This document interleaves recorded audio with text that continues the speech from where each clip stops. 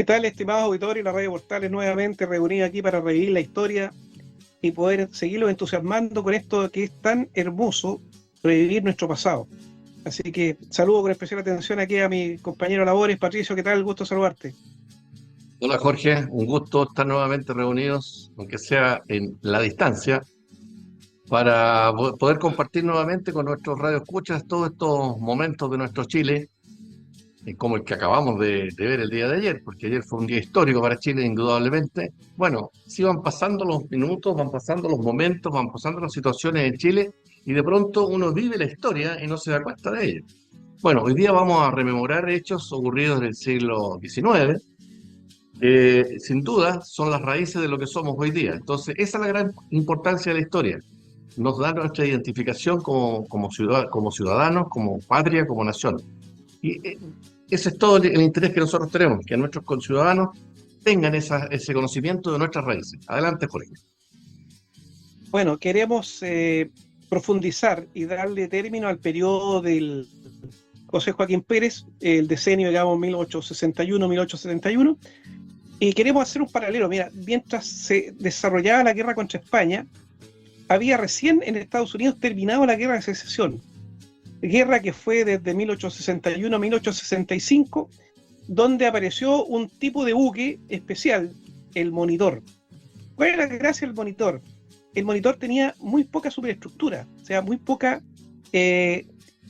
obra muerta, así se le llama, porque la obra vía la que está bajo la línea de flotación, pero sobre la línea de flotación era muy poco lo que sobresalía.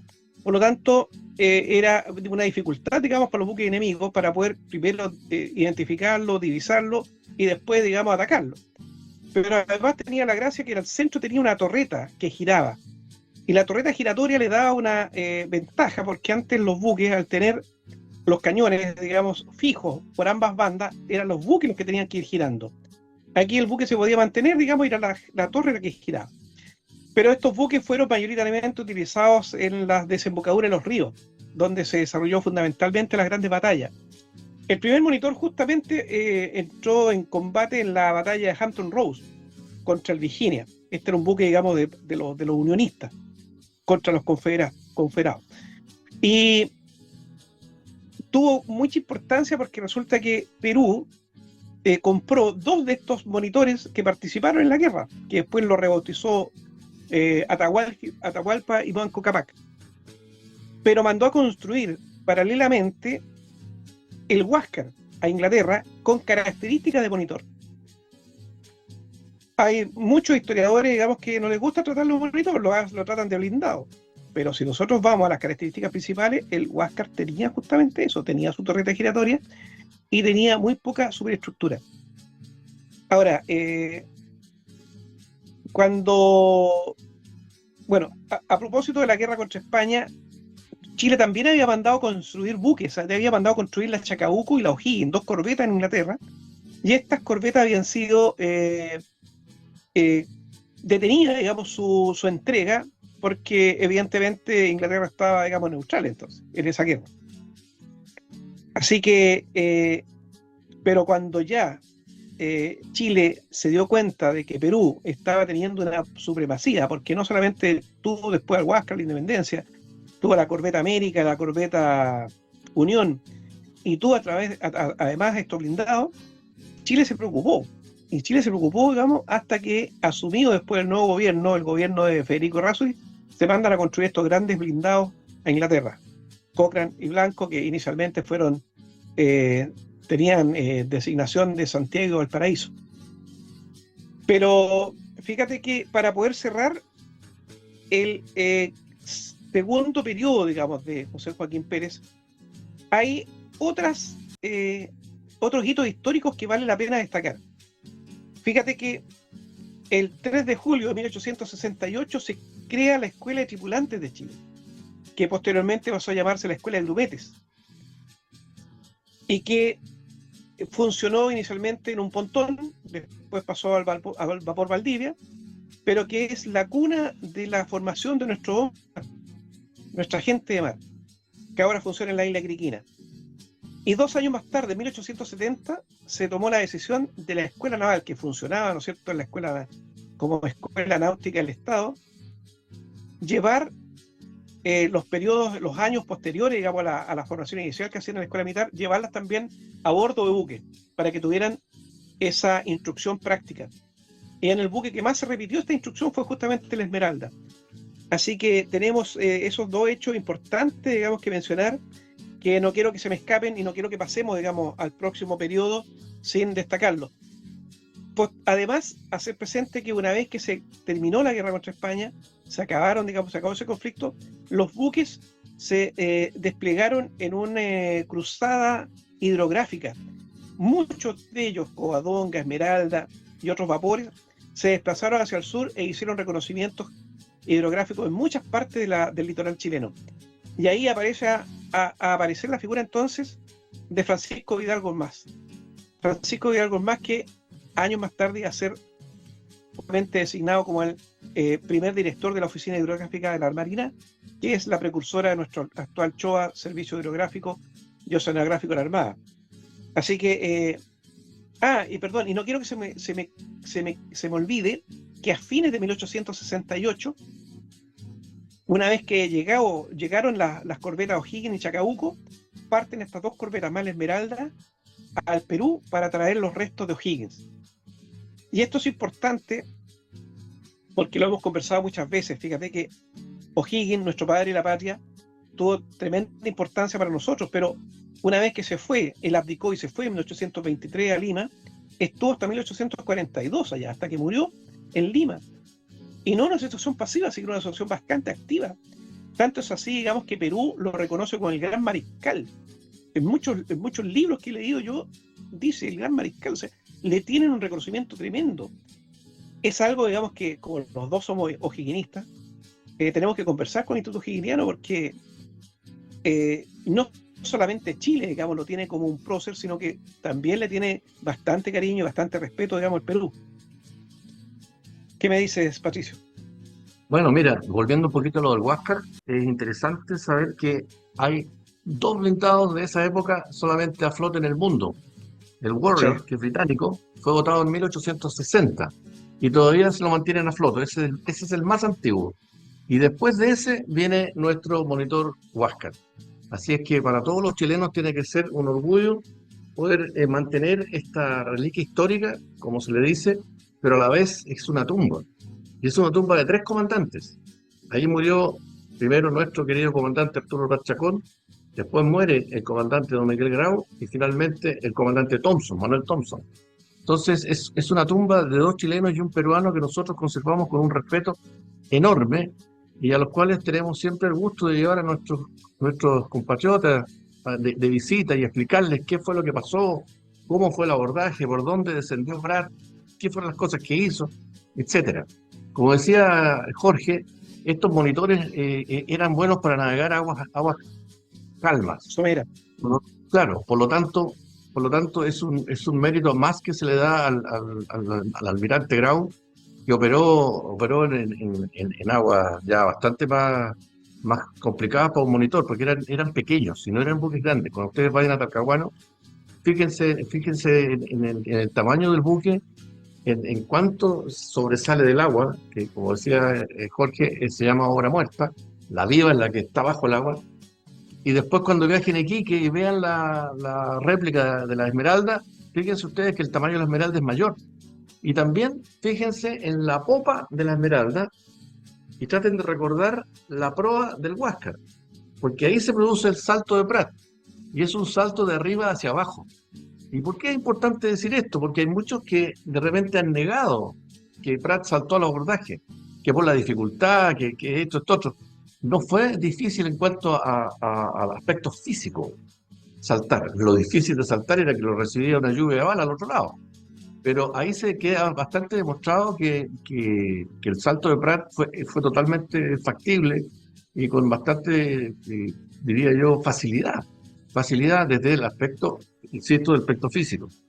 Ahora, respecto a los otros 2 buques que estaba mencionando Jorge, y creo que es muy interesante, que después de la Guerra del Pacífico, como que Chile despierta y se da cuenta que está indefenso. Entonces se hace un tremendo esfuerzo y se gastan 2 millones de pesos, que fueron 2.200.000, y ya voy a explicar por qué 2.200.000. 2 millones de pesos para mandar a construir estas dos fragatas blindadas que finalmente, después de ser nombradas Santiago y Valparaíso, se llamaron a la muerte de Blanco Encalada Blanco, y ya la anterior le habían cambiado el nombre por Cochrane. Fíjense bien, 2 millones de pesos. Y los costos que nos significó el bombardeo de Valparaíso fueron 15 millones de pesos. O sea, nos costaron 7 buques el bombardeo de Valparaíso. Entonces, esto es bueno recordarlo a las generaciones actuales, cuando de pronto dicen, ¿y para qué queremos Fuerzas Armadas si no tenemos guerra? Y el razonamiento es inverso. No tenemos guerra gracias a que tenemos Fuerzas Armadas serias, disuasivas se llama la palabra. Disuasivas significa creíbles. Entonces, cuando los países disminuyen su capacidad de defensa, muchas veces, y porque el ser humano es así, aparecen los apetitos de los vecinos o de otra potencia, qué sé yo. Pero cuando hay unas buenas fuerzas armadas, se mantiene la disuasión y nos mantenemos en una paz que es tan importante para el desarrollo, para el bienestar de todas las personas que habitan ese lugar. Entonces, estos dos buques que se mandaron a construir fueron importantísimos, importantísimos. Fueron lo que decidió la guerra del Pacífico. Entonces, eso no hay que olvidarlo cada vez que recordemos esos momentos de la Marina cuando fuimos bombardeados por España y posteriormente cuando se hizo el tremendo esfuerzo de comprar estos dos buques. Fíjense ustedes que cuando Bolivia firma el Tratado de Paz secreto con Perú, invitan a Argentina. Y hay documentos que demuestran que la presencia del Cochrane, porque ya el Cochrane había llegado a Chile, la presencia del Cochrane hace que los argentinos digan, no, nosotros no vamos. ¿Se dan cuenta lo importante? Y luego llega el Blanco. El Cochrane llegó a medio terminar de construir. Cuando llega el Blanco llega en 1877, ahí inmediatamente se manda el Cochrane de vuelta para que lo terminen, porque había llegado a medio terminar. Así de importante era la presencia de ese buque. Y afortunadamente lo alcanzan a terminar antes del 79 y forma parte de la Escuadra Nacional, que termina prácticamente en Angamos, porque ese delito de la guerra naval marítima, adquiriendo para nosotros en el dominio naval. Y ahí que comienza con el derecho penal de la guerra. Bueno, sigamos conversando, tal vez es interesante seguir hablando de esta parte hidrográfica que se produce después del 78, 79. Oye, a propósito de lo que tú decías de la factor disuasión, está el lema importante en latín que traducido, digamos, dice, si quieres la paz, prepárate para la guerra. Eso es tremendamente aplicable, ¿sí? Es la pura verdad. En la medida que tú tengas esa estatura que tal como dices tú, creíble, o sea, que el enemigo sepa cuánto le va a costar iniciar una guerra, es algo que uno tiene que utilizar en todo momento, porque evidentemente, fíjate que cuando a veces a uno le preguntan, en el caso del conflicto del Bigle, si hubiera armado una guerra, ¿quién hubiera ganado? Yo siempre digo, los dos hubieran perdido. Aquí en la guerra es sumamente desastrosa y termina, digamos, con un costo de tanto de vidas como de destrucción, que es muy difícil después recuperar y cuesta un montón. Por lo tanto, lo que uno tiene que tratar de hacer justamente es prepararse adecuadamente para la guerra, para, tal como tú dices, evitarla a toda costa. Oye, ya antes que salgamos el tema, Jorge, antes de salir del tema, un último comentario.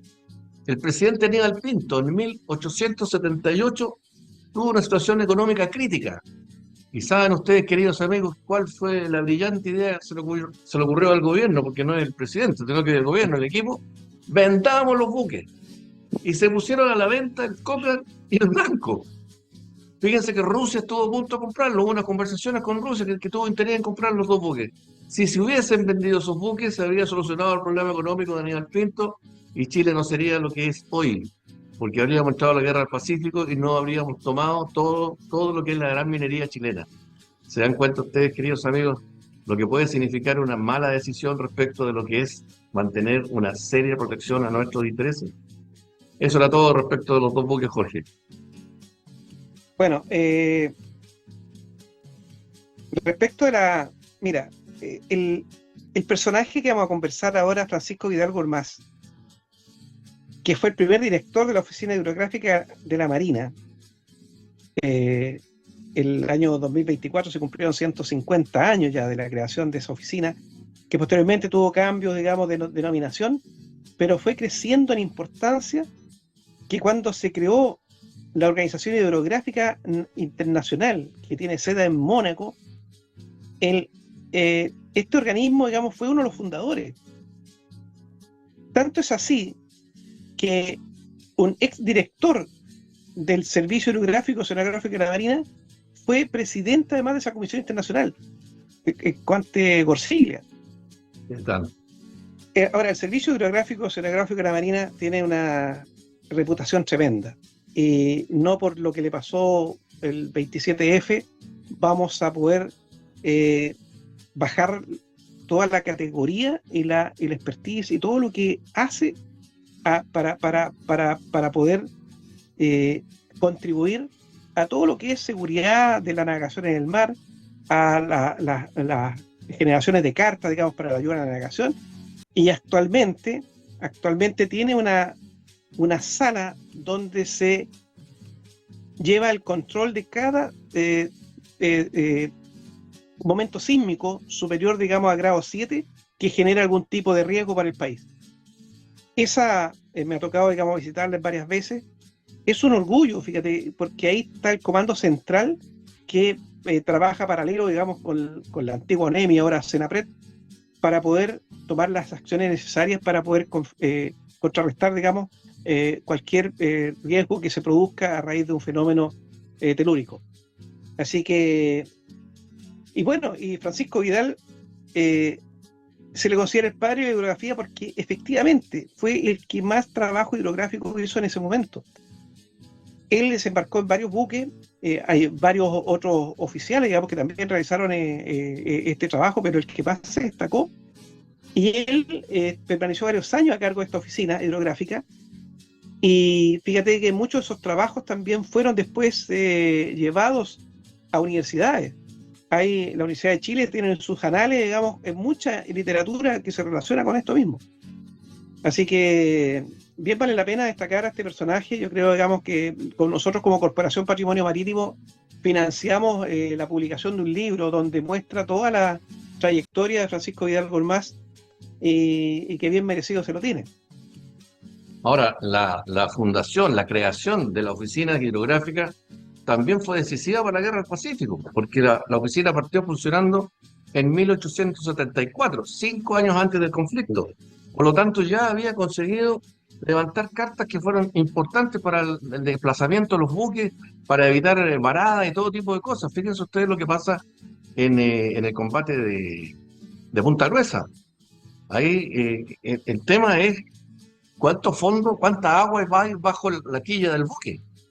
Y evidentemente la Independencia calculó bastante mal, no supo, etcétera, etcétera, pero la cosa es que es una varada la que provoca la pérdida del 50% del poder naval peruano. Entonces, la oficina de hidrografía cobra una importancia muy, muy, muy grande. Y Vidal Gormaz, fíjese, algo anecdótico, yo siempre me estoy caracterizando aquí por traer anécdotas. Él ingresa a la escuela militar.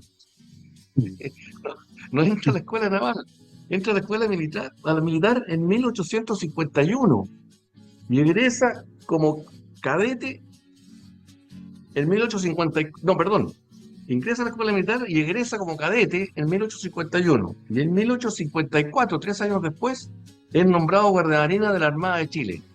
Es interesante conversar esto porque en esos años había una facilidad de intercambio muy grande. De hecho, nosotros teníamos varios de nuestros héroes que eran, por ejemplo, almirantes y generales al mismo tiempo. Tenemos varios ejemplos de eso. Pero el más característico es Patricio Lynch. Patricio Lynch.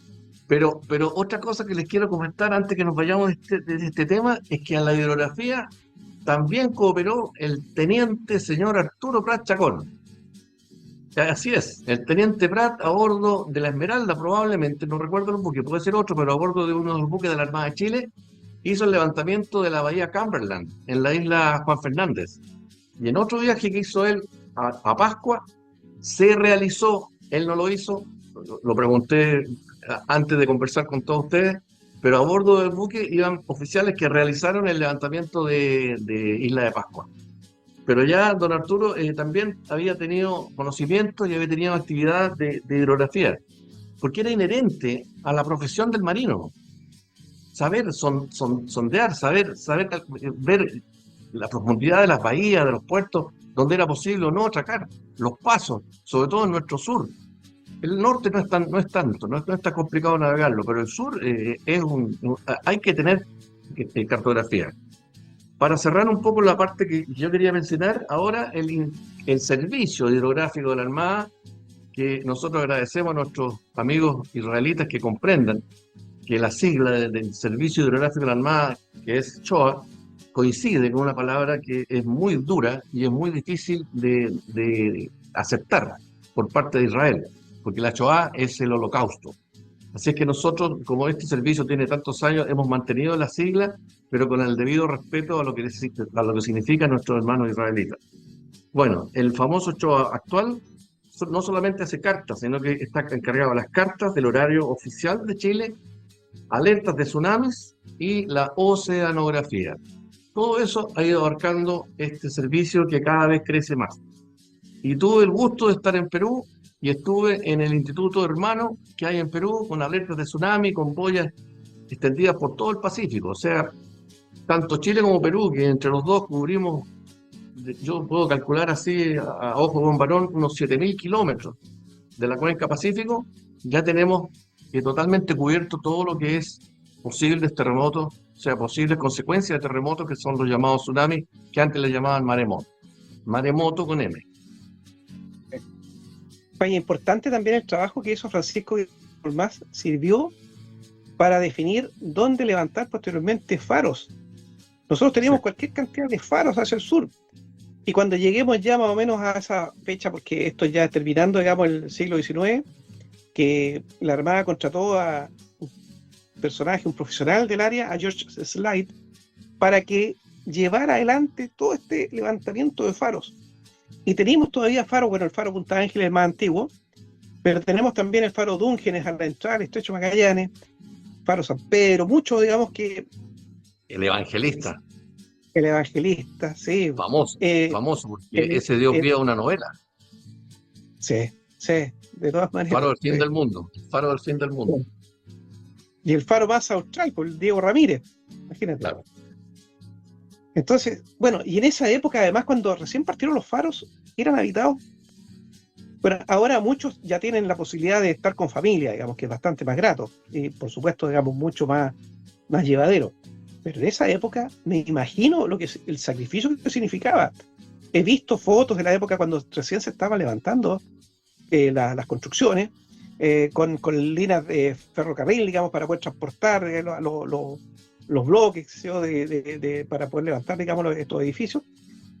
Pero además el reaprovisionamiento de los faros que se hacía, porque se llevaban tubos de acetileno, los llevaban los patrulleros, el Lautaro, el Lientú, el Leucotón, los bajaban, digamos, a un bote y partían para allá remando con el bote, qué sé yo, y después incluso a mano alzada llevarlo, o tenían que hacer pequeñas, ¿cómo se llama esto? Maniobras para poder llegar, porque además estos estaban en la parte más alta de las islas, digamos, o de las puntas más sobresalientes de la costa. Así que yo creo que hago un reconocimiento especial, fíjate, para los fareros. Yo creo que es una especialidad muy sacrificada, y que bien se merece que lo distingamos.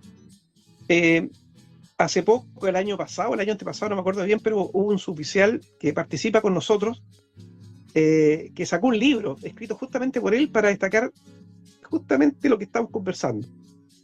Así que, bueno, Francisco Vidal Guzmán realmente se merece un reconocimiento, se merece que lo hagamos presente en estas revisiones que hacemos a los pasajes históricos.